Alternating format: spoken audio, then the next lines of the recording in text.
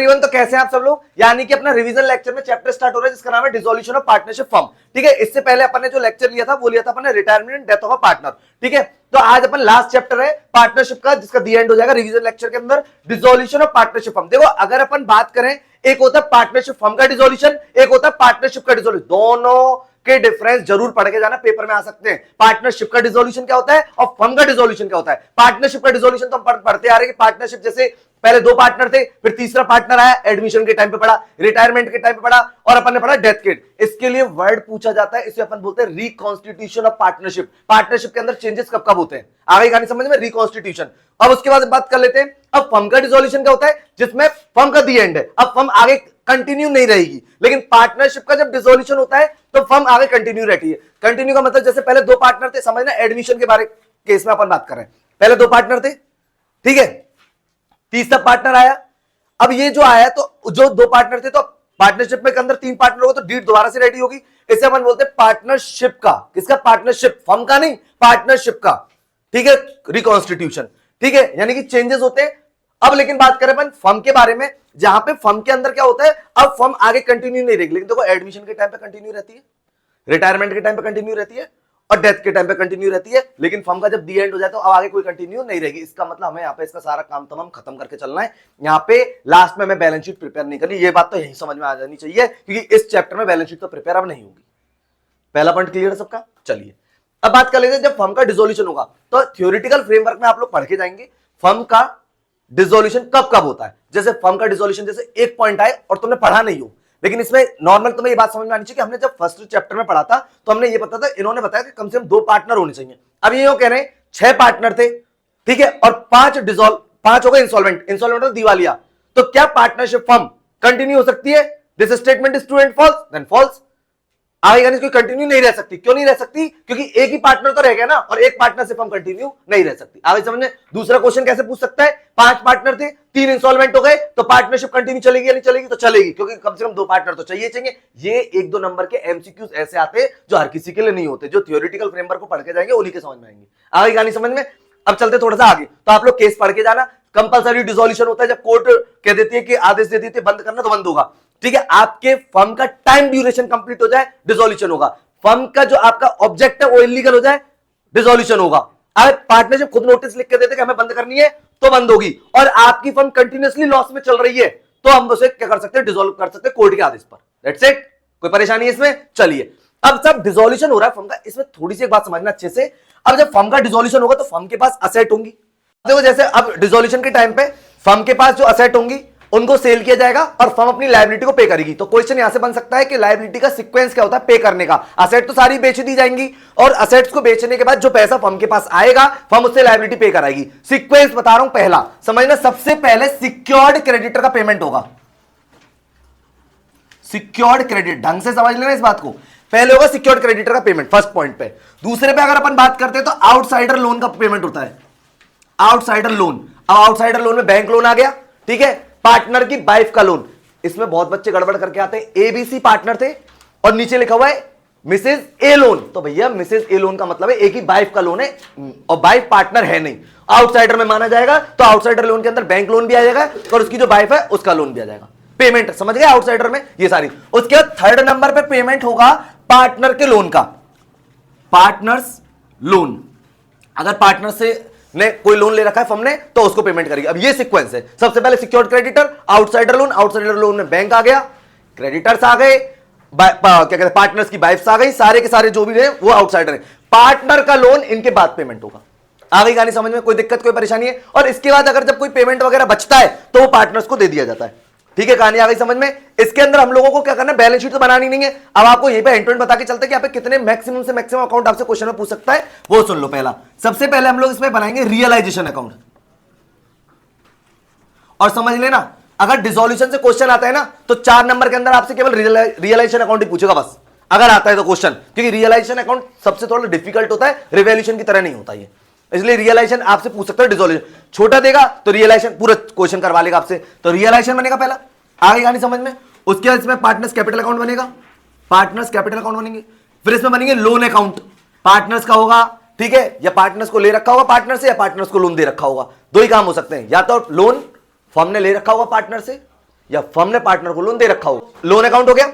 उसके बाद अगर अपन इसमें बनाएंगे, अब सुनना, तो रियलाइजेशन, पार्टनर्स कैपिटल, लोन, और उसके बाद इसमें बनेगा कैश अकाउंट। ये हमें प्रिपेयर करने इसके अंदर। बैलेंस शीट यहां पे प्रिपेयर नहीं होती क्योंकि यहां पे डिसोल्यूशन हो रहा है पार्टनरशिप फर्म का। जब फर्म का डीएनडी हो जाएगा तो ना तो कोई एसेट बचेगी ना कोई लायबिलिटी बचेगी। क्लियर बात समझ आ गई। अब यहां पे समझा रहा हूं, देखो रियलाइजेशन में क्या है, अगर उसने 4 एंट्री भी दे दी ना क्वेश्चन में, समझना 4 एंट्री, एक एक नंबर की 4 एंट्री, चारों एंट्री में घुमा देगा। क्योंकि रियलाइजेशन में थोड़ा सा सिस्टम अलग है, रिवॉल्यूशन की तरह नहीं है, ये एडमिशन की तरह, रिटायरमेंट और डेथ की तरह नहीं है, ये चैप्टर बिल्कुल अलग है, डिसोल्यूशन।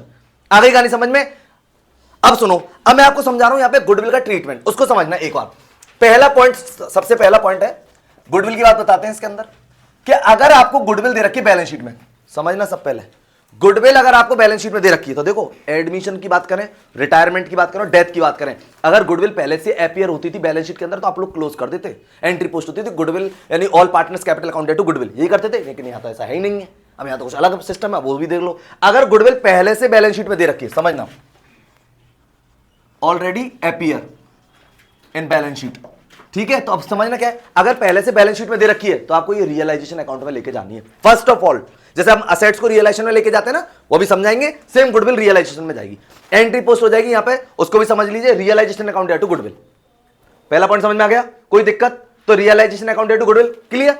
अब बात इसी पॉइंट की चल रही है, उसको भी समझना कि सर जैसे अगर आपने गुडविल को रियलाइजेशन में ट्रांसफर कर दिया, एंट्री आपने पोस्ट करवा दी रियलाइजेशन टू गुडविल, लेकिन अब पूरे क्वेश्चन में कोई भी इंफॉर्मेशन नहीं है, आगे कहानी समझ, पूरे क्वेश्चन में कोई भी इंफॉर्मेशन नहीं है गुडविल से रिलेटेड, वैल्यू ट्रीटेड जीरो,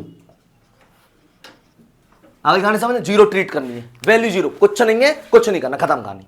पहला पॉइंट समझ में आ गया सबको। गुडविल अगर आपके पास पहले से बैलेंस शीट में दे रखी है, पहला पॉइंट समझना, तो आप उसको कहां लेके जाओगे, रियलाइजेशन में, एंट्री क्या पोस्ट करोगे, realisation account to goodwill, clear, कोई दिक्कत है? और उसके नीचे कोई इंफॉर्मेशन नहीं दे रखी तो उसकी वैल्यू को क्या ट्रीट करना है, जीरो। पहला पॉइंट क्लियर, सिर्फ गुडविल की बात कर रहा हूं, अभी बात की असेट की बात बाद में करेंगे, ठीक है। पहला पॉइंट नंबर दूसरे की बात करते हैं, गुडविल बैलेंस शीट में है ही नहीं है, समझना, अभी एक बार है एक बार नहीं है, अभी बैलेंस शीट में नहीं है।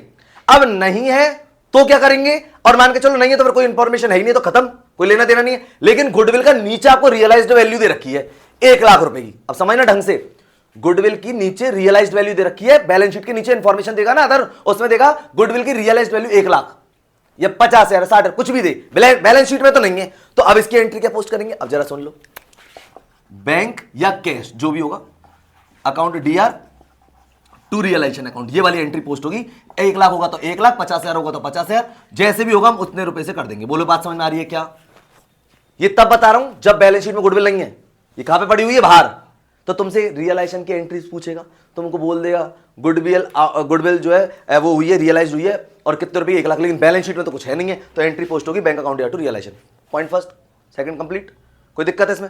अब बात करते थर्ड, गुडविल रियलाइज हुई और उसको किसी पार्टनर ने ले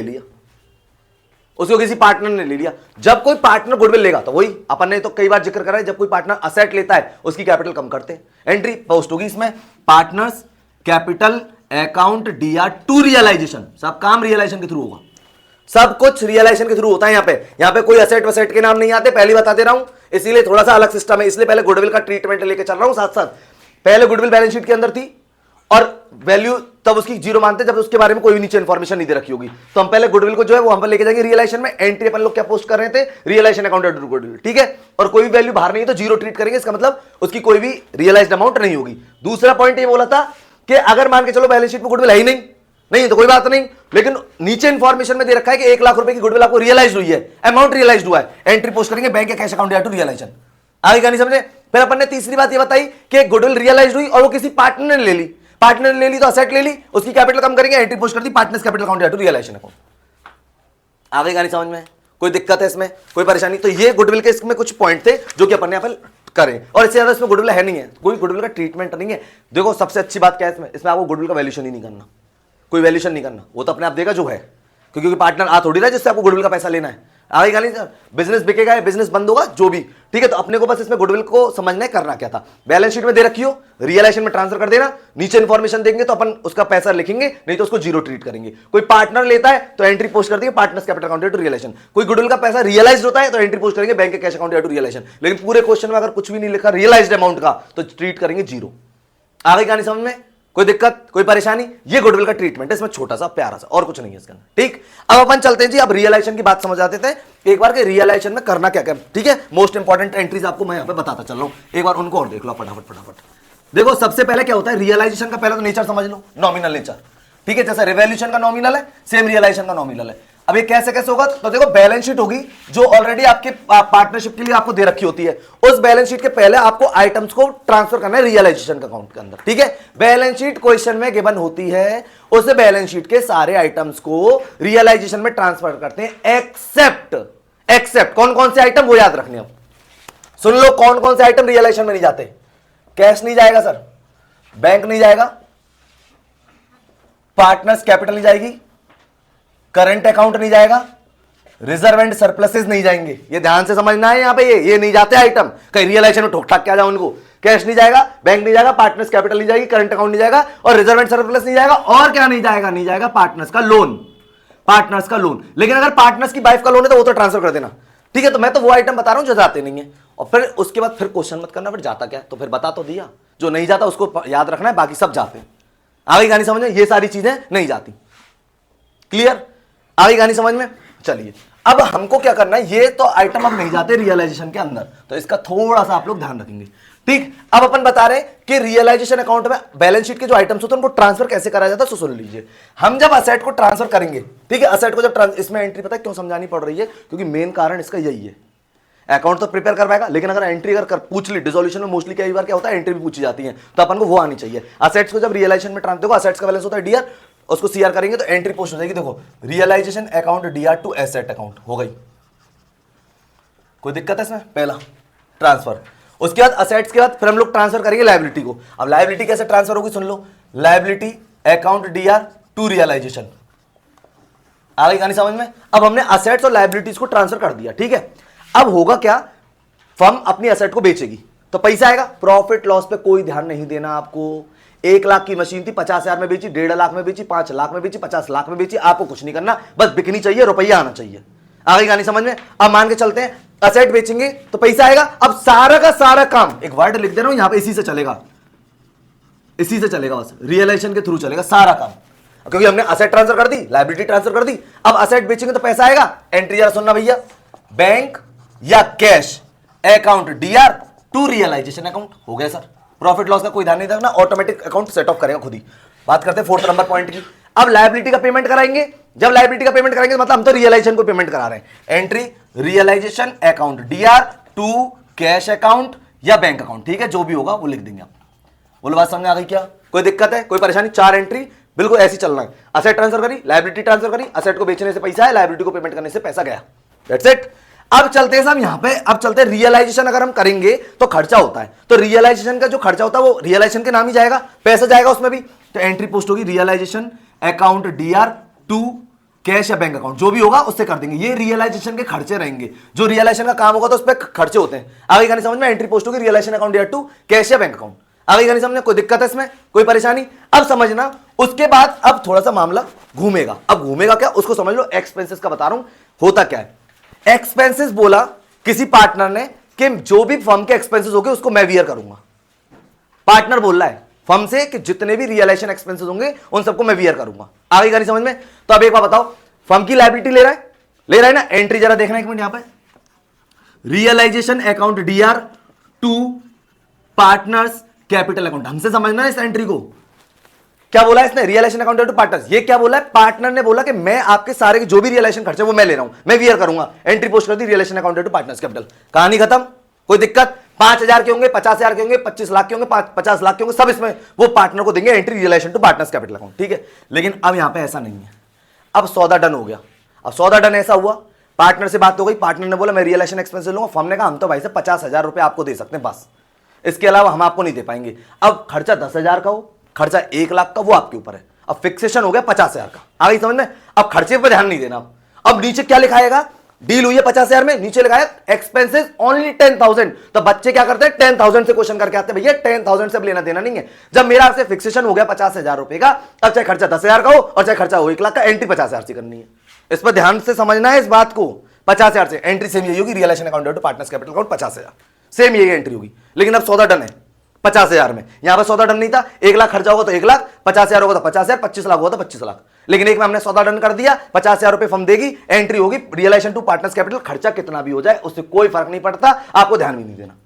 आ गई, एक्सपेंसेस नहीं घुमाएगा तुम्हें, आगे कहानी समझ। अब कहानी नंबर तीसरी सुन लीजिए। हुआ ऐसा कि जब पार्टनरशिप ने ये बात डन हो चुकी है फर्म में से कि पार्टनर से कि हम आपको 50,000 रुपए में डील डन कर रहे हैं, हम आपको 50, लेकिन हुआ क्या, खर्चा करना था पार्टनर को, समझना ढंग से समझना, पार्टनर को कोई खर्चा करना था। यहां पे डील ऐसे डन हुई है कि पार्टनर को खर्चा करना था, लेकिन वो खर्चा पार्टनर के बिहाफ ऑफ पार्टनर फर्म ने पेड किया।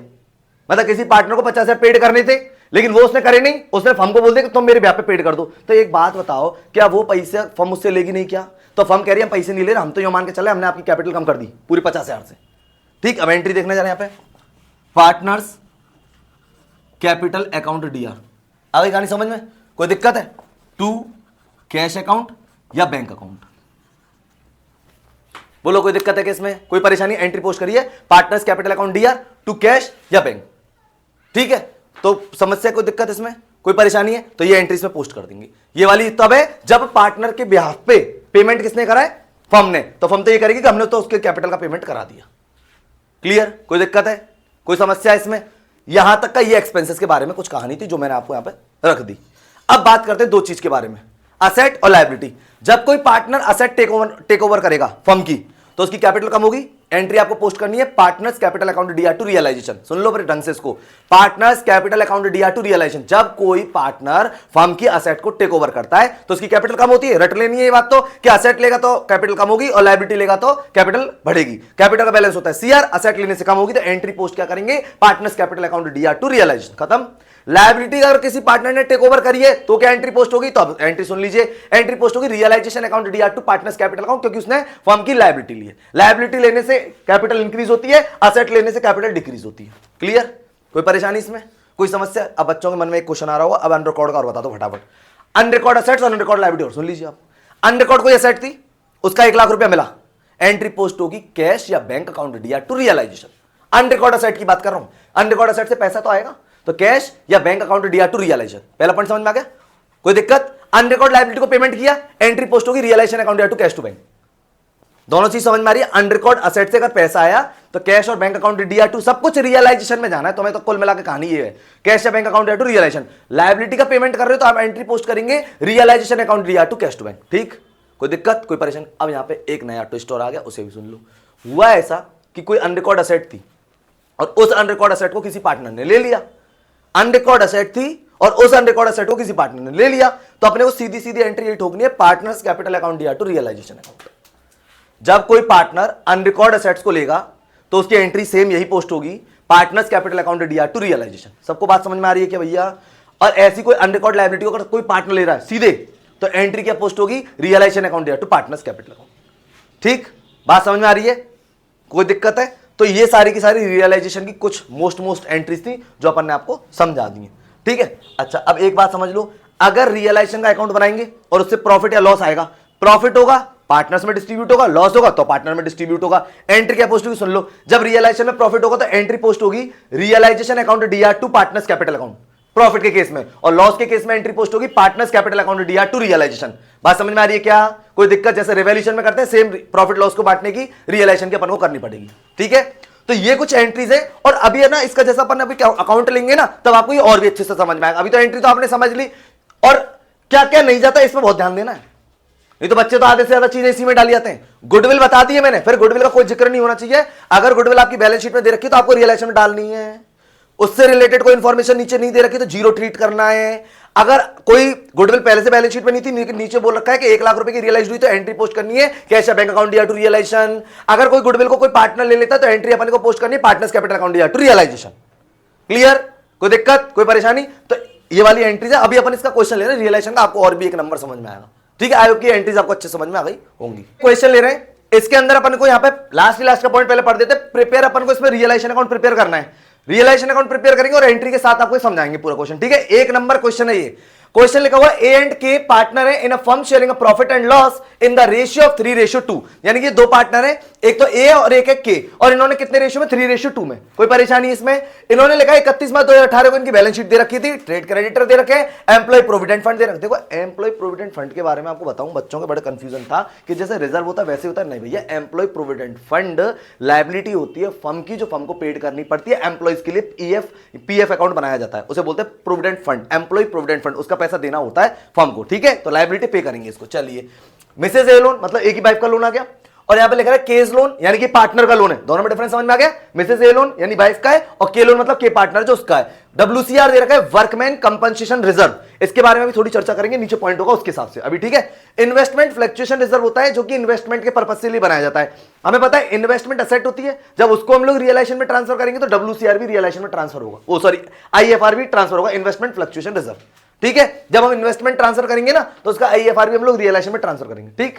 बात समझेगी? समझ लो इस क्वेश्चन को अच्छे से, ठीक? उसके बाद इसमें लिखा हुआ कैपिटल दे रखा है ए और बी की, ए और के की दे रखी है, बैंक दे रखा है stock, debtor, furniture, plant, investment और प्रॉफिट एंड लॉस दे रखा है। अब ये जो प्रॉफिट एंड लॉस है ना सर, ये जो प्रॉफिट एंड लॉस, ये रियलाइजेशन में तो जाता ही नहीं है, क्योंकि अपन ने अभी क्या क्या बताया था, कैपिटल नहीं जाती, पार्टनर का लोन नहीं जाता, रिजर्व एंड सरप्लस नहीं जाता, तो मतलब लॉस भी नहीं जाएंगे। आगे का नहीं समझ में कोई दिक्कत है? चलिए, और अपने को इंफॉर्मेशन दे रखी, ये इंफॉर्मेशन मेन है, इसको जरा ढंग से समझना। इंफॉर्मेशन ये कह रहे हैं कि on the above date they decided to dissolve the firm, firm dissolve कर रहे हैं। पहला पॉइंट दे रखा है A agree to take over furniture at 38,000 and pay off Mrs A loan. अब समझना क्या लिखा हुआ है इसमें, ए जो पार्टनर है ना, इसने फर्नीचर टेक ओवर कर ली 38,000 को, तो अपने को पता है असेट जब टेक ओवर करेगा तो एंट्री अपने को क्या पोस्ट करनी है, पार्टनर्स की कैपिटल DR हो जाती है, entry partners capital account DR2।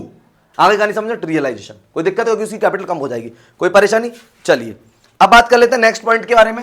अब यहां पे इन्होंने लिखा है कि ये मिसेज ए का लोन भी पे कर देगा, मिसेज ए लोन मतलब अपनी वाइफ का लोन पे करेगा। अब देखो वाइफ है तो आउटसाइडर है और उसकी लायबिलिटी वो ले रहा है, अब ये जब लायबिलिटी लेगा तो उसकी कैपिटल इंक्रीज करेंगे, एंट्री पोस्ट होगी realisation account DR2 A's capital account. Clear? कोई दिक्कत? चलिए, अब debtor realised at 18,500 and plant realise 10% more. Debtor realised हुए, जो डेटर दिख रहे हैं 18,500 के डेटर मिले, तो अपन एंट्री पोस्ट कर लेंगे कैश या बैंक अकाउंट DR2 रियलाइजेशन। और इन्होंने कहा 10% मोर पर प्लांट रियलाइज हुआ है। प्लांट कितने का दे रखा? 2,10,000 का, इसका 10% मोर, पहले 2,10,000 का 10% 21,000 ऐड करेंगे, तो ऐड करने का जो अमाउंट आएगी अपन एंट्री पोस्ट करेंगे कैश या बैंक अकाउंट DR2 रियलाइजेशन। आगे कहानी समझ दोनों पॉइंट की, कोई दिक्कत? चलिए, थर्ड पॉइंट है के took over 40% of the stock at 20% less than the book value. Stock है ये रहा आपके सामने, इसका पहले निकालेंगे 40% अमाउंट, जो भी अमाउंट होगी उसका 20% कम पर उसने लिया है। किसने लिया? के ने। असेट लिए, जब कोई पार्टनर असेट लेगा तो एंट्री क्या पोस्ट करेंगे, पार्टनर कैपिटल डेबिट होगी, K's capital account DR2 realisation. कोई परेशानी है, कोई समस्या है? अच्छा, और इन्होंने कहा है रिमेनिंग स्टॉक वॉज सोल्ड कर दिया, कितने परसेंट प्रॉफिट पे? गेन 10%। अब देखो जब स्टॉक है तो 40% तो हटाएंगे, क्योंकि 40% तो इसने ले लिया 20% लेस देन पे, और रह गया इसका 60%, उसको इन्होंने जितनी भी अमाउंट आएगी वो 10% पे ऐड करके इन्होंने बेच दी, ठीक? इसके बाद पॉइंट नंबर 4 है trade creditor took over investment in full settlement. अब देखो ये पॉइंट था एंट्री का, जो कि हमने रियलाइजेशन में तो नहीं बताया लेकिन अभी बता रहे हैं।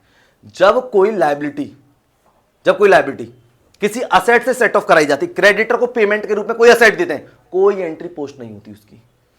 दोबारा समझना, trade creditor took over investment in full settlement, कोई एंट्री पोस्ट नहीं होगी। क्रेडिटर को पेमेंट के रूप में इन्वेस्टमेंट दिए गए, जब किसी क्रेडिटर को इन्वेस्टमेंट के रूप में यानी कि असेट दी जाती है उसके पेमेंट के रूप में, तो कोई भी एंट्री पोस्ट नहीं करनी। ध्यान से समझना है इस बात को, ये क्वेश्चन अगर मान के चलता आता है इस टाइप का और ये लाइन दी हुई होती है, इसका कुछ नहीं करना। जब क्रेडिटर को कोई भी असेट दी जाएगी तो यहां पे लिखा हुआ है ना, trade creditor took over investment in full settlement, creditor को दे दिया, ये क्रेडिटर हमारे, इनको फुल सेटलमेंट में इन्वेस्टमेंट दे दिया गया, कोई एंट्री पोस्ट नहीं करनी।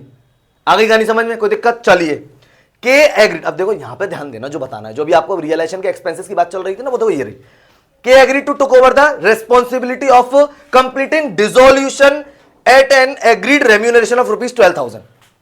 के ने बोला डिसोल्यूशन का सारा काम मैं करूंगा, उसका डन हो गया फर्म से, 12,000 रुपए तय हुआ रेम्यूनरेशन लिखा हुआ है, देखो यहां पे, K agree to take over the responsibility of completing dissolution to an agreed remuneration of rupees कितना? 12,000। कहानी खत्म, फिक्स्ड बेट बात हुई है। अब जरा आगे देखना, and to be bear realisation expenses, और जो रियलाइजेशन एक्सपेंसेस वो बियर करेगा, और लिखा हुआ एक्चुअल एक्सपेंसेस रियलाइजेशन अमाउंट ₹8,000। 12,000 रुपए डन हो गई ना कैसे? अब खर्चा 8,000 का हो, खर्चा 50,000 का हो, खर्चा हो ही नहीं, इससे हमारा लेना देना नहीं है। हमें तो कितना रेम्युनरेशन देना 12,000। एंट्री पोस्ट होगी realisation account DR to K's capital account. बोलो कोई दिक्कत, कोई परेशानी इसमें आ रही बात समझ में? और फिर उसके जो हमारा रियलाइजेशन का प्रॉफिट लॉस होगा हम उसको निकालेंगे। ठीक है, तो अपन स्टार्ट करें, हम यहां पे रियलाइजेशन अकाउंट बनाएंगे, उसको एक बार ढंग से आप देखना। ठीक, देखो रियलाइजेशन अकाउंट, इसका अपन कर रहे हैं सॉल्यूशन स्टार्ट। आ रहा है कि पूरा देख लेना एक बार, है ना?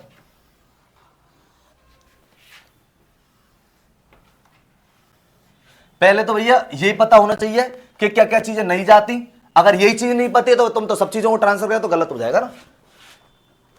Particular amount then particular then amount. सुन लो पहले, पहले करने का कैसे है। हमें पहले असेट ट्रांसफर करनी है। इसमें जब असेट ट्रांसफर करी जाती है एंट्री पोस्ट होती है रियलाइजेशन अकाउंट टू असेट। अब असेट में जाएगा क्या क्या, सुन लो। बैंक तो नहीं जाएगा, स्टॉक जाएगा, डेटा जाएगा, फर्नीचर जाएगा, प्लांट जाएगा, इन्वेस्टमेंट जाएगा, ये जाएगा नहीं। ये तो मालूम प्रॉफिट लॉस मतलब रिजर्व में ही लॉस भी आ गया। अब यहां पर लिखेंगे अपन to stock, to data, to furniture, to plant, investment. अब अमाउंट लिखते चल रहे हैं। स्टॉक की दर रखिए 24, ठीक है। स्टॉक के बाद डेटा की दर रखिए 19,000, ठीक है। उसके बाद अपने को दे रखा है फर्नीचर 40,000, ये अपने को दे रखा है 2,10,000 और ये अपने को दे रखा है 32,000। बोलो ये बात समझ में आ गई? पहली एंट्री हो गई रियलाइजेशन टू असेट। ठीक, अब आ जाओ भैया लायबिलिटी पे। एंट्री जब लायबिलिटी को रियलाइजेशन में ट्रांसफर किया जाता है, एंट्री पोस्ट करते हैं लायबिलिटी अकाउंट टू रियलाइजेशन, तो बाय लायबिलिटी। लेकिन कौन कौन सी नहीं जाएंगी सुन लीजिए।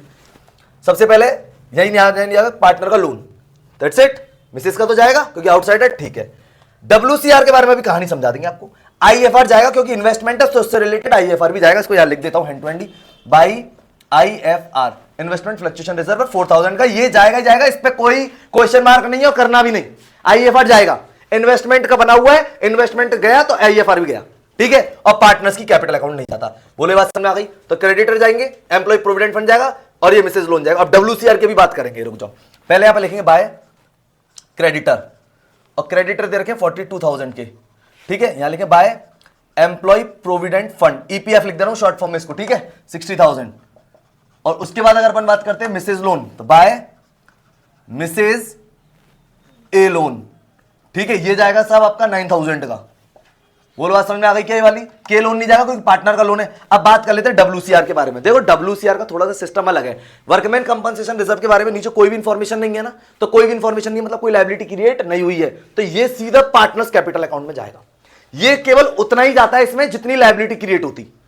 समझना बात को, ये उतना ही जाता है जितनी क्या होती, लायबिलिटी क्रिएट होती। बात समझ में आ गई? जैसे मान के चलते लायबिलिटी क्रिएट होती, ये कितनी देर रखी है इसने WCR 20,000, लायबिलिटी क्रिएट होती मान के चलते 25,000। समझना पहले, तो हमारे पास तो केवल रिजर्व बनाई 20,000 का है, तो हम इसको रिजर्व को लेके जाते 20,000 और पेमेंट कराते 25 का, लेके जाते 20 कराते पेमेंट 25 का, ठीक है। दूसरा कुछ है ही नहीं है तो इसका मतलब ये नहीं जाएगी, ये नहीं जाएगा क्योंकि लायबिलिटी कोई क्रिएट नहीं हुई है। तीसरा मान के चलो 10,000 की लायबिलिटी क्रिएट होती है, यहां पर नीचे लिखा होता है 10,000 की, तो हम WCR भी 10 लेके जाते, पेमेंट भी 10 कराते।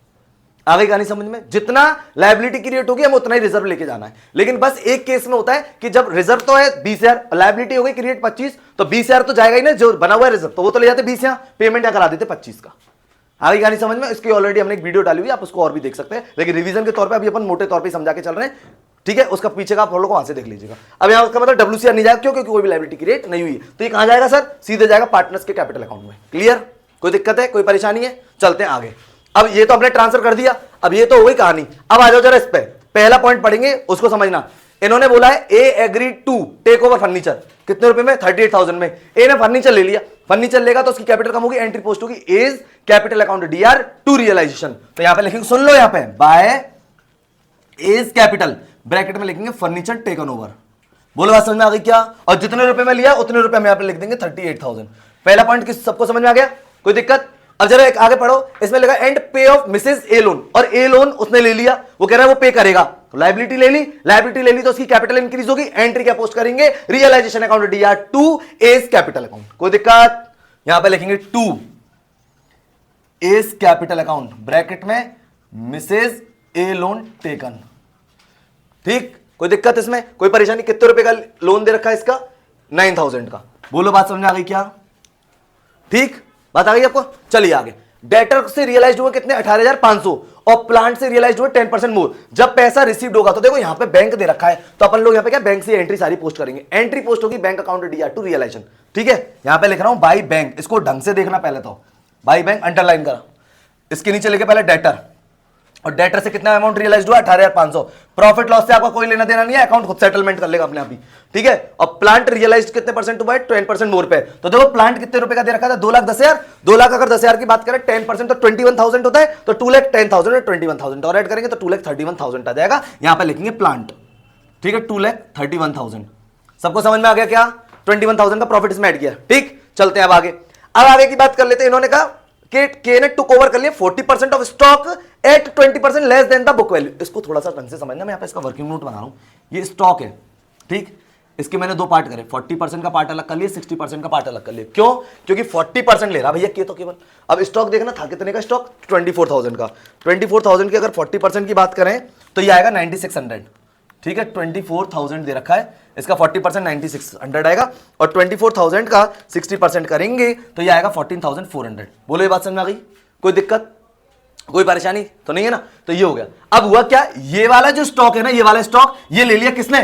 के ने ले लिया, और केवल कितने परसेंट कम पर? 20%। तो इसका हमें क्या करना पड़ेगा? 20% लेस कराना पड़ेगा, 20% कम पर। बात समझ आ गई? तो 9,600 का अपन 20% निकालेंगे तो ये आएगा आपका 9,600 का 20%, ये आएगा आपका 19,20। ठीक है, 19,20, और इसको माइनस करेंगे तो ये आएगा आपका 7,680। ये इतने रुपए में ले लिया 7,680 में। किसने ले लिया? के ने। जब कोई पार्टनर असेट को लेगा फिर वही दोबारा से एंट्री, केस कैपिटल अकाउंट दिया टू रियलाइजेशन। तो यहां पे अपन लिखेंगे, लिख सकते हैं ना by case capital, by case capital, bracket में लिख देंगे स्टॉक टेक ओवर। कितने में ले लिया? 7,680 में। बोलो बात समझ को आ गई है सबको? क्लियर? बताओ अब रह गया कितना 60%, 14,400 का। जरा भैया आगे देखना, इसमें क्या लिखा हुआ है? रिमेनिंग जो कि दे रखा 14,400। Stock was sold at a gain कितना परसेंट? 10% के प्रॉफिट में बेच दिया भैया। 14,400 का 10% करेंगे तो 1,440 होता है। ठीक है, तो 14,400 इंटू 10%, 1,440 प्लस इक्वल टू कराएंगे तो ये 15,840 में इन्होंने बेच दिया। बोलो कोई दिक्कत? तो ये एंट्री पोस्ट होगी बैंक अकाउंट या टू रियलाइजेशन। तो यहां पे लिख देते हैं स्टॉक और लिख देते हैं 15,840। बोलो ये बात सबको समझ में आ रही क्या? कोई दिक्कत इसमें, कोई परेशानी है? तो देखो वर्किंग नोट हटा दे रहा हूं मैं। ठीक है, 24 तो इरेज कर दे रहा हूं। अब आगे चलते हैं इसमें। ये बात सबको समझ में आ गई? चलिए अब उसके बाद बात करते हैं आगे। अब इन्होंने क्या दे रखा है उसको समझो। अभी हो गया, अब trade credited took over investment in full set. कोई एंट्री पोस्ट नहीं करनी, यहां से तो ये गए इन्वेस्टमेंट और यहां से ये गए क्रेडिटर, हो गए सेट ऑफ अपने आप। जो भी प्रॉफिट लॉस है खुद हो जाएगा, एंट्री कोई पोस्ट नहीं होगी इस जगह पे। सबको बात समझ में आ गई? बोलो कोई दिक्कत, कोई परेशानी? चलिए अगला बोलते हैं के एग्रीड हो गया, रेस्पॉन्सिबिलिटी ले ली डिसोल्यूशन के लिए, उसके लिए तय कर दिया, उसका रेम्युनरेशन 12,000 रुपए दिया जाएगा। ठीक है, एक्सपेंसेस जो भी करेगा रियलाइज 12,000 का रेम्युनरेशन तय। ठीक, एक्चुअलिटी में खर्चा 8,000 रुपए, ये तुम्हें गुमराह करने के लिए दिया हुआ है, ये तो तुम थोड़ा गुमराह हो, पर तुम होना नहीं। एंट्री के अपने को तो कितने से करनी है? 12,000 से। क्लियर? अब एंट्री क्या पोस्ट होगी फिर समझ लीजिए, रियलाइजेशन अकाउंट DR2 किसने लिया एक काम? के ने। तो टू केस कैपिटल। ठीक है, तो हम यहां पर लिखेंगे to K's capital account realisation expenses के लिए, और उसको फिक्स रेम्युनरेशन दिया गया था कितने रुपए? 12,000 रुपए। बोलो बात समझ में आ गई? बोलो कोई दिक्कत परेशानी है तो बताइए, यहां पे नहीं आनी चाहिए वैसे तो। हो गया पॉइंट? अब साहब अभी तो ये क्या है, सिर्फ अधूरी सी कहानियां है सारी। अभी हमें ध्यान और देना एक चीज पे, अब वो कैसे? इधर देखना। देखो स्टॉक का काम कंप्लीट, ठीक है, डेटर 18,500 गए कंप्लीट, फर्नीचर उसने ले लिया complete, plant complete, investment creditor ने ले ली, मतलब असेट का तो खेल खत्म। क्लियर? हमें चेक करना पड़ेगा, अगर मान के चलो इसमें कोई ऐसी असेट रह गई होती जो कि इसके इंफॉर्मेशन नहीं होती, तो उस असेट को उसी वैल्यू पे बेच दिया जाता, बुक वैल्यू पे। समझना मेरी बात को। अगर यहां पे कोई और एसेट होती, जो कि हम यहां तो लिखते ही, लेकिन इस पॉइंटों में इसका कोई जिक्र नहीं है, तो हमें वो एसेट बेच देते, उसको बुक वैल्यू पे जितने रुपए की वो थी यहां पे लिख देता, उसको नीचे सी में बैंक में। क्लियर? बात समझ में आ गई? बोलो अब चलते हैं लायबिलिटी पे। अब सुनो, ट्रेड क्रेडिटर का खेल खत्म, क्योंकि उसने तो इन्वेस्टमेंट लेके खत्म हो गया। एम्प्लॉय प्रोविडेंट फंड की कोई बात ही नहीं हुई, और नीचे भी कहीं नहीं, पे तो करना ही पड़ेगा ना, लायबिलिटी है। जब लायबिलिटी पेड होगी तो एंट्री पोस्ट होगी realisation account DR2 bank account. मैंने यहां लिखा टू बैंक, ठीक है, अंडरलाइन कर लिया, सबसे पहले लिख दिया EPF। ठीक है, अब देख लेते हैं इसके अलावा और कोई है नहीं तो डायरेक्ट लिखेंगे employ provident fund. Mrs A loan का काम कंप्लीट हो गया, और ये तो ट्रांसफर होता ही नहीं है, तो यहां पर सीधे लिखेंगे टू बैंक लिख दिए थे, और उसके बगल में यहां पे ब्रैकेट में लिख देते हैं एम्प्लॉय प्रोविडेंट फंड EPF। ठीक है, इसका पेमेंट कर दिया 60,000 रुपए का। बोलो बात समझ में आ गई क्या? बोलो, इसके बारे में इंफॉर्मेशन नहीं है, लेकिन लायबिलिटी हमें पेमेंट करानी है, और ऐसे असेट्स के बारे में कोई इंफॉर्मेशन नहीं है, उसको बेचना बुक वैल्यू पे। क्लियर? कोई दिक्कत, कोई परेशानी? सारे पॉइंट कंप्लीट, काम तमाम कर दिया। प्रॉफिट लॉस फाइंड आउट करेंगे इसका भैया, सुन लीजिए।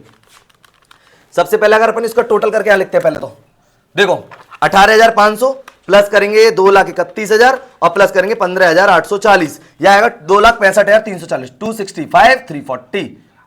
बोलो कोई दिक्कत? अब इसका प्रॉफिट लॉस फाइंड आउट करेंगे, सारे पॉइंट हमने यहां पे कवर कर दिए। अब देखिए, पहले अपन इधर की साइड में कर रहे हैं, 24,000 प्लस करेंगे 19,000 प्लस करेंगे 40,000 प्लस करेंगे 2,10,000 और प्लस करेंगे 32,000 प्लस करेंगे 9,000 प्लस करेंगे 12,000 प्लस करेंगे 60,000। यहां का जो टोटल आ रहा है वो आ रहा है 4,06,000।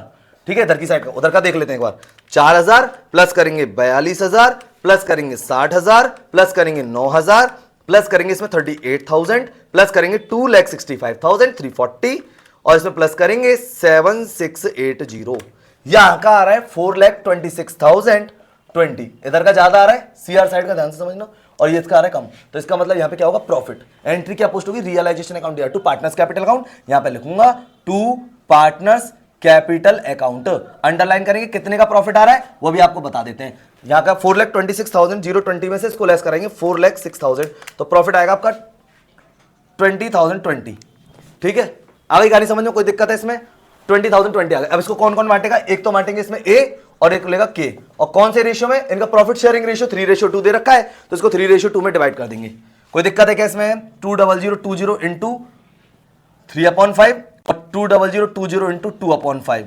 ठीक है, इसको निकाल देता है, दोनों साइड का टोटल हो जाएगा 4,26,020, 4,26,020। ठीक है, इसको अपन डिस्ट्रीब्यूट करते 2,020 डिवाइडेड बाय 5 इंटू कराएंगे 3, तो इसका आएगा 12,012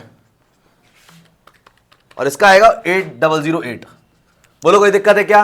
कोई परेशानी? ये है रियलाइजेशन अकाउंट। इससे ज्यादा लेवल का रियलाइजेशन अकाउंट बनता नहीं है। देखो, इसमें स्टॉक के बारे में एक अच्छा पॉइंट दिया था, आ गई गानी समझ में? इसमें ये बता दिया कि कौन ने किसकी लायबिलिटी टेक ओवर करी है, वो बता दिया। अब देखो, रेम्यूनरेशन वाला पॉइंट बताया था ना एक्सपेंसेस का।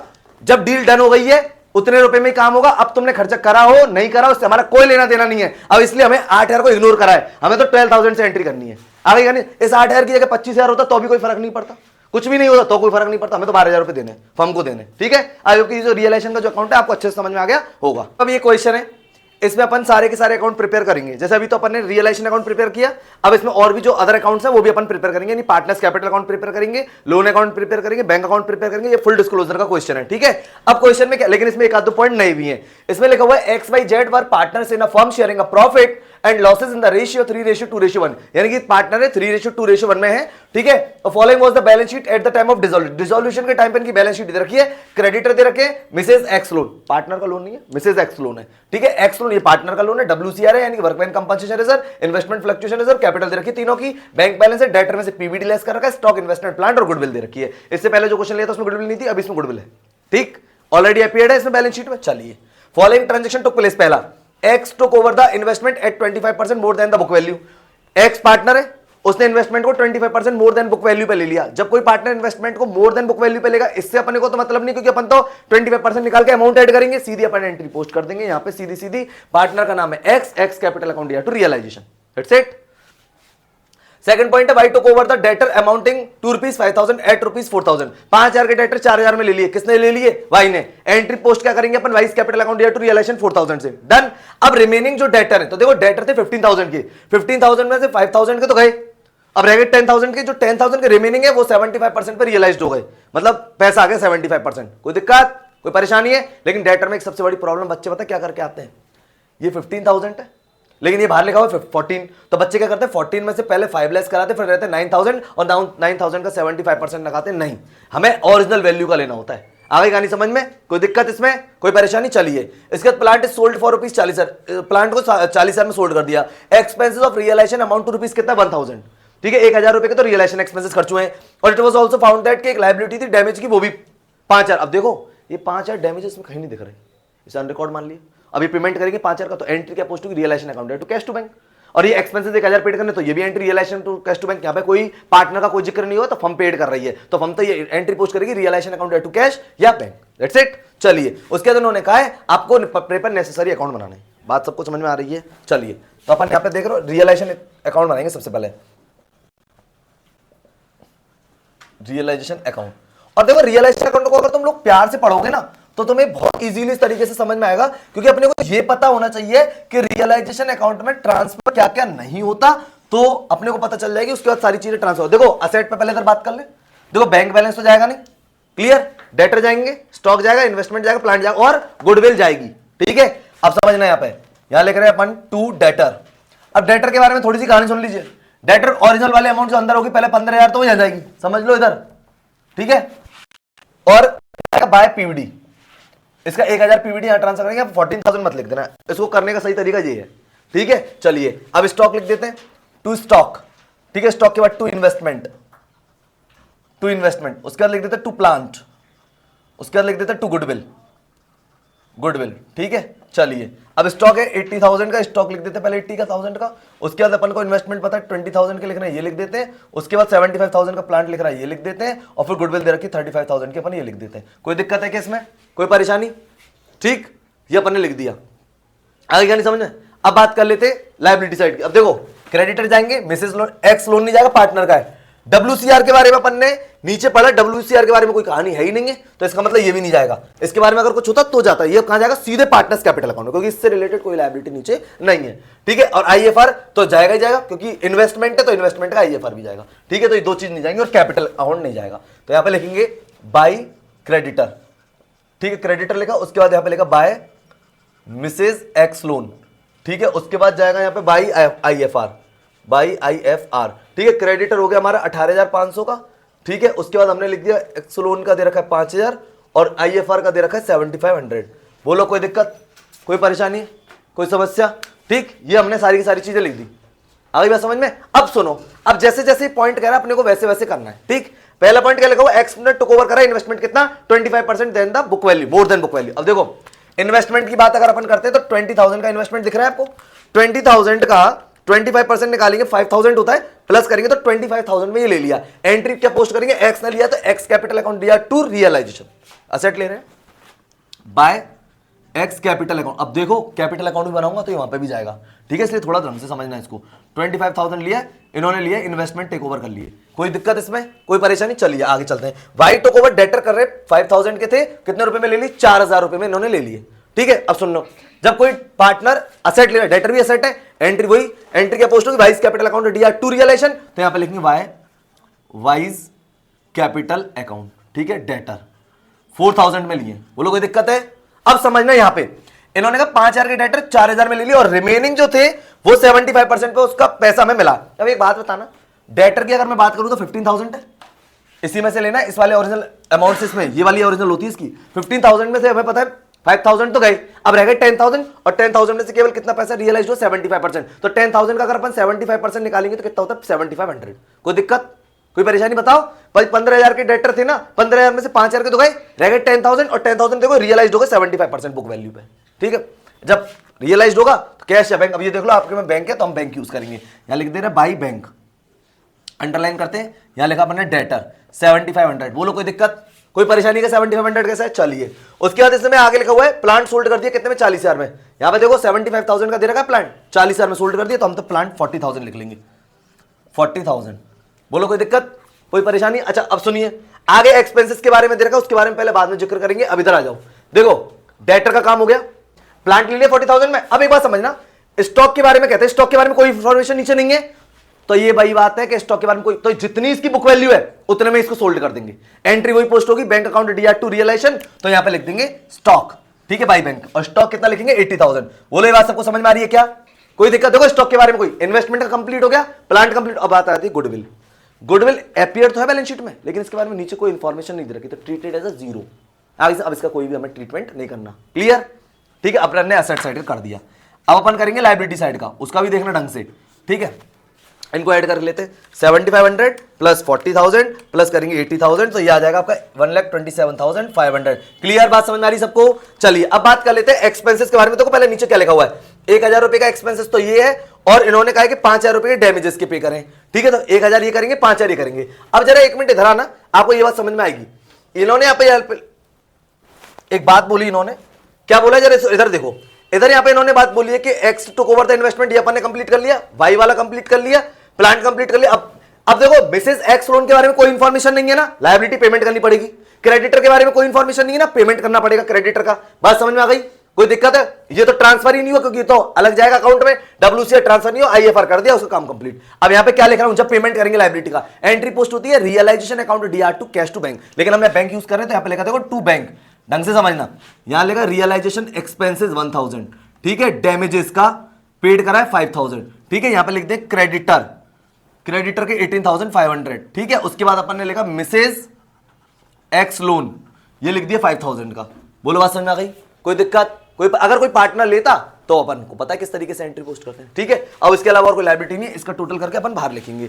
यह आएगा 1000 प्लस 5000 प्लस करेंगे 18500 प्लस करेंगे 5000, यह आएगा आपका 29500। बोलो ये बात सबको समझ में आ गई?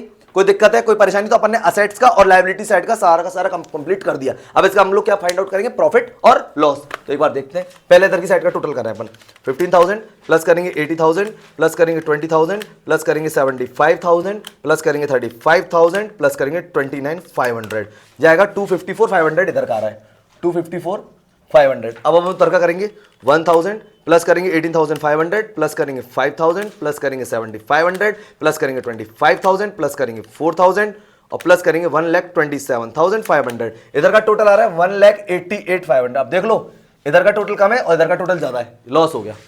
आ रही गाड़ी समझ में? कितने रुपए का लॉस है वो बता देते हैं आपको, 2,54,500। ये लॉस आ रहा है आपका 66,000 का, ठीक। तो यहां पर लिखेंगे बाय पार्टनर्स कैपिटल अकाउंट, ठीक है। कोई दिक्कत है कि 66,000 का लॉस आ रहा है। डन। किस किस में बटेगा? एक्स वाई और जेड में। एक्स वाई और जेड कौन से रेशियो में? 3:2:1 में, ठीक है। तो 66,000 का 3/6, 66,000 का 2/6 और 66,000 का 1/6, ठीक है। 6 ये गया 11 3 33,000, 22,000, ठीक है, और 11,000। ये दोनों साइड का हम टोटल कर देंगे, ये इनका आ जाएगा और टोटल आ जाएगा इसका 2,54,500। 2,54,500। देखिए ये बात समझ आ रही है क्या रियलाइजेशन की? कोई दिक्कत है इसमें? कोई परेशानी है? तो ये रियलाइजेशन अकाउंट है, इसमें लॉस आया 66,000 का, ठीक। अब अपन इसका करेंगे अब कैपिटल अकाउंट और जो इसके रिमेनिंग अमाउंट है वो कंप्लीट करेंगे, ठीक है। अभी अपन ने रियलाइजेशन अकाउंट बनाया ना इसका, अब अपन इसका बनाएंगे कैपिटल अकाउंट, ठीक है। ढंग से देखना सारी चीजों को। देखो अब अपन बनाएंगे यहां पे पार्टनर्स कैपिटल अकाउंट और पार्टनर्स कैपिटल अकाउंट में सब कुछ क्लोज करना है, तो एक बार आप देखना उसको ढंग से समझना। 3 पार्टनर है ABC, तो हम अमाउंट के 3 कॉलम बनाएंगे, ठीक है। यहां लिखेंगे पर्टिकुलर ABC, पर्टिकुलर ABC। देखो सबसे पहले क्या करना है, आपको बैलेंस लिखना है सबसे पहले, ठीक है। पहले एक बार इसको समझ लो आप अच्छे से। यहां पे लिखा बाई बैलेंस ब्रॉट डाउन, क्योंकि इसमें बहुत सारे ट्रांजेक्शन्स हैं वो जो जाएंगे। बाई बैलेंस ब्रॉट डाउन पहले तीनों एक्स वाई जेड का लिखा 60,000, 56,000 और लिखा अपन ने 40,000, ठीक है। एक पॉइंट आपको समझ में आ गया सबको, ठीक है। ये उसके बाद अपने को पता है रियलाइजेशन में लॉस आया था, तो ट्रांसफर अपने एंट्री क्या पोस्ट करी थी, partners capital account to realisation, तो पार्टनर्स के कैपिटल अकाउंट में टू रियलाइजेशन, ठीक है। 33,000 आया था, 22,000 आया था और 11,000 आया था। बात ये समझ में आ गई? अब हम देखेंगे बैलेंस शीट के सारे रिजर्व एंड सरप्लस। तो एक WCR रह रहा है, ठीक है। WCR को बांटेंगे 30,000 को 3:1 में। एंट्री पोस्ट होगी WCR account DR to partners capital account by WCR। 30,000 का है, 3:2:1 में बांटेंगे, तो 6 है, 6 5 30, 5 3 15, 15,000, 5 2 10,000, 5 1 5,000। बोलो ये बात समझ में आ गई? कोई दिक्कत? अब ये मत कहना सर IFR क्यों नहीं, अरे IFR तो गया ना रियलाइजेशन अकाउंट में, तो अब यहां तो आएगा नहीं। क्लियर? कोई परेशानी? अब सुनो मेन काम क्या है। जिस पार्टनर ने असेट ली थी उस समय उसकी एंट्री हमने क्या करी थी, सुन लो एक बार। एंट्री पोस्ट करी थी partners capital account to realisation करी थी, तो हम पार्टनर्स के कैपिटल अकाउंट में टू रियलाइजेशन डालेंगे, नहीं डालेंगे? टू रियलाइजेशन, ठीक। अब सुन लो, एक्स ने तो इन्वेस्टमेंट लिए थे और वो अपन ने लिए थे उन्होंने 25,000 के, ठीक है। तो एक एक कॉलम में लिख दिया 25,000 रुपए यहां पे, ठीक है।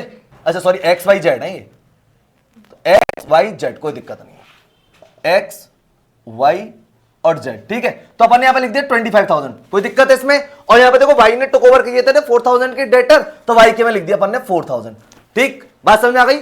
और किसी भी टाइप की कोई भी लायबिलिटी तो टेक ओवर की नहीं थी, तो देखो ये अपन ने एंट्री पोस्ट कर। पहले ये बात समझ आई? बैलेंस समझ में आ गई? WCR समझ में आ गया? रियलाइजेशन का 33,000, 22,000, 11,000 समझो, और ये रियलाइजेशन देखो 25,000 और 4,000 रुपए से जो एंट्री करी थी वो हमने यहाँ पे पोस्ट कर दी। एंट्री क्योंकि असेट टेक ओवर करी थी, जब एंट्री पोस्ट करते हैं असेट को टेक ओवर करता है तो partners capital account DR to realisation, तो टू रियलाइजेशन डन। अब इसमें और कुछ नहीं है, कहानी खत्म हो गई। हम यहाँ पे लिखेंगे टू बैंक अकाउंट। क्यों लिख रहे हैं? क्योंकि अब इनका अकाउंट फाइनल करना है, जितना पैसा इनको लौटाना है वो लौटा देंगे, यहाँ पे फाइनल कर देंगे। बोलो बात सबको समझ में आ रही है? बहुत अच्छा क्वेश्चन है, इसको सुन लो ढंग से। 60,000 प्लस करेंगे 15,000 तो ये आएगा इसका 75,000, इसमें से माइनस कराएंगे 33,000, माइनस कराएंगे इसमें से 25,000। इनको पैसा पेमेंट करना है 17,000 रुपए का। ठीक है, बात समझ आ गई? जब पार्टनर्स की कैपिटल का पेमेंट कराया जाएगा एंट्री पोस्ट होगी partners capital account to bank, क्योंकि फाइनल कर रहे हैं ना, डिसोल्यूशन चल रहा है। अब आई की बात करें 56,000 प्लस करेंगे इसमें 10,000, ये आएगा 66,000। ठीक है, माइनस कराएंगे इसमें से 22,000, माइनस कराएंगे इसमें से 4,000, तो इसको 40,000 का पेमेंट यहां पे कराना पड़ेगा, टोटल 66,000 आएगा। कोई दिक्कत? अब बात कर लेते हैं जेड की। 40,000 प्लस 5,000 करेंगे तो यह आएगा आपका 45,000 और इसमें से माइनस करा देंगे 11,000, तो यह आएगा आपका 34,000 पेमेंट में। कोई दिक्कत है क्या इसमें? और टोटल पेमेंट कर देंगे 45। ठीक, आगे कहानी समझ में? कोई दिक्कत? ये अपन ने बनाया पार्टनरशिप कैपिटल अकाउंट। ठीक है, नेसेसरी बोला इसने, देखो यहाँ पे क्या बोल रहा है ये, प्रिपेयर नेसेसरी अकाउंट। रियलाइजेशन बनाया पार्टनर, अब क्या बनेगा सुन लीजिए, एक्स का लोन अकाउंट बनेगा अलग से। अब देख लो एक बार, एक्स लोन अकाउंट। ठीक है, एक्स का लोन अकाउंट भी चेक कर लीजिए, पर्टिकुलर अमाउंट बनाएंगे। ठीक है, सबसे पहले हम यहाँ पे लिखेंगे बाई बैलेंस ब्रॉट डाउन, क्योंकि हमारी लायबिलिटी है ना लोन, तो इसका बैलेंस जो है बाई बैलेंस ब्रॉट डाउन जाएगा। ये दे रखा है एक्स का 8,000, हमने यहां लिख दिया। और जब इसका पेमेंट कराएंगे एंट्री पोस्ट होगी ex loan account DR to bank account. ठीक है, तो यहां लिख दिया टू बैंक। बोलो ये बात समझ में आ रही है क्या? टू बैंक अकाउंट 8,000 क्लोज कर देंगे। ठीक, ये अपन ने क्लोज कर दिया यहाँ पे 8,000। बोलो कोई दिक्कत है? 8,000 कोई दिक्कत कोई परेशानी? ये बन गया loan, x loan account. Done, clear? चलिए अच्छी बात है। अब अपन बनाएंगे इसमें बैंक। अब देखो यहां पे जो खेल पानी है ना वो इस बैंक अकाउंट का है। अगर ये इक्वल नहीं आया तो इसका मतलब आपने कहीं ना कहीं गड़बड़ कर दी। इसका जैसे वहां पे तो बैलेंस शीट का इक्वल, अब यहां पे इसका बैंक। अब इसको देखो ढंग से एक बार, क्लियर आ रहा है क्या सारा? कोई दिक्कत है? चलिए बैंक अकाउंट की बात कर लेते हैं। देखो सबसे पहले इसको ढंग से समझना, बाद में उतारना।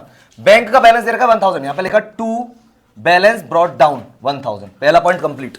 ठीक, अब हम सीधे चलेंगे रियलाइजेशन अकाउंट पे। रियलाइजेशन अकाउंट में चलेंगे तो हमें पता है हमसे असेट से पैसा रियलाइज हुआ था 1,27,500 हुआ था, चेक कर लीजिएगा एक बार। ठीक है, तो 1,27,500 हुआ था, एंट्री पोस्ट हुई थी bank account DR to realisation, तो यहां पे लिखेंगे बैंक अकाउंट में टू रियलाइजेशन। ठीक है, असेट टेक ऑन ओवर जो करा था, ये असेट जो सोल्ड करी थी इससे पहले से आया था 1,27,500। बोलो कोई दिक्कत है क्या इसमें? कोई परेशानी? ठीक, अच्छा अब बात कर लेते हैं लायबिलिटी पेमेंट करी थी 29,500 की, शायद एंट्री पोस्ट हुई थी, उसमें बता देते हैं realisation account DR to bank, तो यहां पे लिखेंगे बाय रियलाइजेशन। पहले इसको समझ लो, लायबिलिटी पेड करिए। ठीक है, 29,500। दो पॉइंट समझ में आ गए? ये रियलाइजेशन से चल के आए दोनों पॉइंट। ठीक है, असेट्स को बेचने से पैसा है, लायबिलिटी को पेमेंट करने से। अब जरा कैपिटल को निहारेंगे एक बार। कैपिटल में 17, 40, 34 का पेमेंट करा, एंट्री पोस्ट करिए partners capital account DR to bank account. Bank में लिखेंगे यहां पे बाय पार्टनर्स कैपिटल अकाउंट। ठीक है, अंडरलाइन करेंगे एक्स वाई और जेड, और इन तीनों का अमाउंट अंदर लेकर टोटल भर के बाहर लिख देंगे 17,000, 40,000 और 34,000। ठीक है, इसका अपन टोटल करेंगे बाहर, तो सुन लीजिए कितना आ रहा है। 17,000 करेंगे प्लस करेंगे 40,000 प्लस करेंगे 34,000, यह आएगा अपन 91,000। बोलिए बात समझ में आ गई? कोई दिक्कत इसमें? कोई परेशानी है? अब चलते हैं आगे, अब लोन पे आ जाओ। एक्स का लोन पेमेंट कराया तो ex loan account to bank, तो यहां पे लिखेंगे बाय एक्स लोन। ठीक है, ये अपन ने कितने रुपए कराया? 8,000 रुपए का। बोलो बात समझ में आ रही है क्या? कोई दिक्कत इसमें? बोलो बैंक अकाउंट में कोई दिक्कत है? रियलाइजेशन से पहले तो बैलेंस लगा, रियलाइजेशन में असेट से पैसा जो आया लायबिलिटी का पेमेंट कराया, फिर पार्टनर्स कैपिटल अकाउंट में से पेमेंट कराया और एक्स लोन का पेमेंट कराया। ठीक है, अब इसको अपन चेक करेंगे, और तो कुछ अब इसमें है नहीं है। अब देखते हैं बैलेंस इक्वल आएगा या नहीं आएगा। तो यहाँ का टोटल अगर अपन करें तो 1,28,500 है। इधर का एक बार चेक कर लेते हैं, 29,500 प्लस 91,000 और प्लस करेंगे 8,000, तो यहाँ का भी बैलेंस आ गया 1,28,500। बोलो कोई दिक्कत? नेसेसरी अकाउंट है, इससे हाईएस्ट रेंज का क्वेश्चन बनता नहीं है आने को, इससे हाईएस्ट रेंज का नहीं आता। अरे रियलाइजेशन बना दिया, पार्टनर्स कैपिटल अकाउंट बना दिया, एक्स लोन, और ये बना दिया बैंक अकाउंट। क्लियर? कोई दिक्कत है इसमें? कोई परेशानी है? ध्यान से समझना है, बैंक अकाउंट अगर इक्वल नहीं आया तो दिक्कत हो जाएगी। रियलाइजेशन से पहले लेके आना अमाउंट को, ठीक है, फिर पार्टनर्स कैपिटल अकाउंट से बैलेंस आएगा, लोन वगैरह का उससे आएगा, कहानी खत्म। ठीक, आई होप ये जो क्वेश्चन है आपको अच्छे से समझ में आ गया होगा। ये है ना कुछ इंपॉर्टेंट एंट्रीज है, ये अपन ले रहे हैं रियलाइजेशन के केस में अपन को क्या एंट्रीज पोस्ट करनी है। तो ये अपन ने 4-5 एंट्रीज लिए, एक बार इसको देखिए। पहले लिखा हुआ creditor amounting ₹5,000 were paid 3,500 in full settlement of their claim. इन्होंने कहा 3,500 रुपए में, यानी 5,000 के क्रेडिटर थे और उन्होंने 3,500 रुपए में उसका फुल सेटलमेंट करा दिया। ठीक है, एंड उसके बाद एंड लगा हुआ है, फिर लगा हुआ balance creditor were handed over stock ₹90,000 in full settlement of their claim 95,000। 5,000 के क्रेडिटर को तो 3,500 में निपटा दिया, रह गए जो रिमेनिंग जो अपने वो थे क्रेडिटर, उनको दे दिया स्टॉक। तो अपन ने ये बात तो पता है कि जब किसी क्रेडिटर को किसी लायबिलिटी के लिए अपन कोई असेट देते हैं तो उसकी कोई भी एंट्री पोस्ट नहीं होती। तो 90-95 वाली तो एंट्री पोस्ट होगी नहीं, अपन को ऊपर वाली एंट्री पोस्ट करनी है, और वो भी केवल 3,500 से, क्योंकि हमने जितना पेड किया है हम उतनी एंट्री पोस्ट करेंगे। एंट्री पोस्ट करेंगे realisation account to cash account. कोई दिक्कत है क्या? समझ रहे हो ना, लायबिलिटी पेड करते तो यही तो एंट्री पोस्ट करते, रियलाइजेशन अकाउंट टू कैश। तो पहले वाली की एंट्री पोस्ट हो गई realisation account DR to cash account. आयो कि ये एंट्री आपको अच्छे समझ में आ रही होगी बढ़िया तरीके से। ठीक है, पहला। अब बात करते हैं सेकंड वाली एंट्री की। ठीक, ये कह रहे हैं Ravi agree to bear all realization expense. ध्यान से समझना, मोस्ट इंपॉर्टेंट एंट्रीज उठाई अपन ने। Ravi agree to bear all realization expenses for his service. Ravi was agree to be paid 10,000 actual expenses incurred Ravi were 18,000। इससे हमारा कोई लेना देना नहीं। रवि ने कहा था एक्सपेंसेस पे करूंगा, बात हो चुकी थी 10,000 रुपए की कि हम 10,000 रुपए से पे करेंगे, बस ये बात हो गई थी। और एक्चुअलिटी में जो एक्सपेंसेस हो वो 18,000 की हो, तो उससे तो हमारा कोई लेना देना नहीं, ये बात फिक्स हो गई है। तो एंट्री क्या पोस्ट होगी? जब कोई पार्टनर लायबिलिटी लेगा तो एंट्री समझ लेना क्या होती है। एंट्री होगी realisation account DR to Ravi's capital account. ये बात आपको सबको समझ में आ रही है क्या? 10,000 से 18,000 से इसमें हमारा कोई लेना देना नहीं है। बात समझ में आ गई? चलिए अब पॉइंट नंबर 30 की बात करें। ये पॉइंट थोड़ा सा ध्यान से समझना। Land and building was sold 3 lakh through a broker who charge 2% on commission. अब इसका मतलब क्या है? 3 लाख रुपए की कोई लैंड एंड बिल्डिंग थी, कोई ब्रोकर से बात हुई कि ब्रोकर इसको बिकवा दो आप, उसने कहा 2% कमीशन लूंगा। 3 लाख की बिकी है, 2% का कमीशन उसका जाएगा। 3 लाख का 2% होता है 6,000 रुपए। फर्म के पास तो ऑटोमेटिकली 294 आएगा, और प्रॉफिट लॉस की एंट्री रियलाइजेशन अकाउंट में होती नहीं, वो ऑटोमेटिकली सेट ऑफ होता है। ठीक है, यहां पे एंट्री क्या पोस्ट करेंगे? ध्यान से समझना। एंट्री पोस्ट करेंगे bank account DR to realisation account 2,94,000 से। बोलो ये बात सबको समझ में आ रही है क्या? कोई दिक्कत कोई परेशानी तो बताओ। 2,94,000 से। ठीक, क्लियर? क्यों? क्योंकि 2% का कमीशन तो ब्रोकर ने रख लिया। अल्टीमेटली फर्म के पास तो केवल कितना आएंगे? 2,94,000। फर्म एंट्री करेगी एसेट्स को सोल्ड करने की bank account DR to realisation. Clear? चलिए अब बात कर लेते हैं। इन्होंने लिखा है Rohit had given a loan 70,000 to be firm which was duly paid.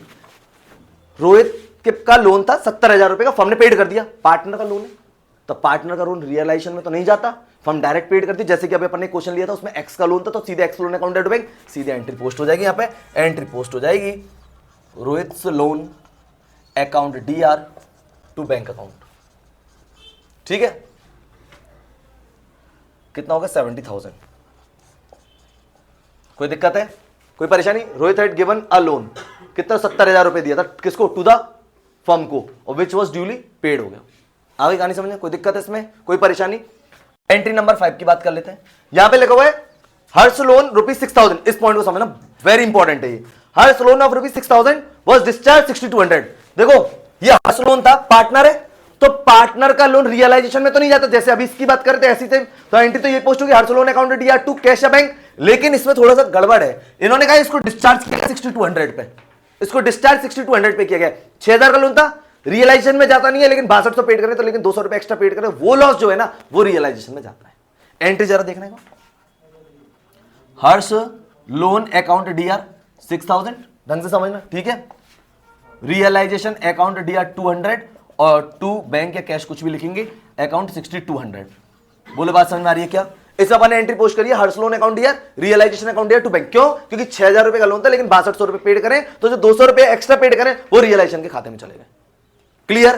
बात समझ में आ रही है क्या? कोई दिक्कत है?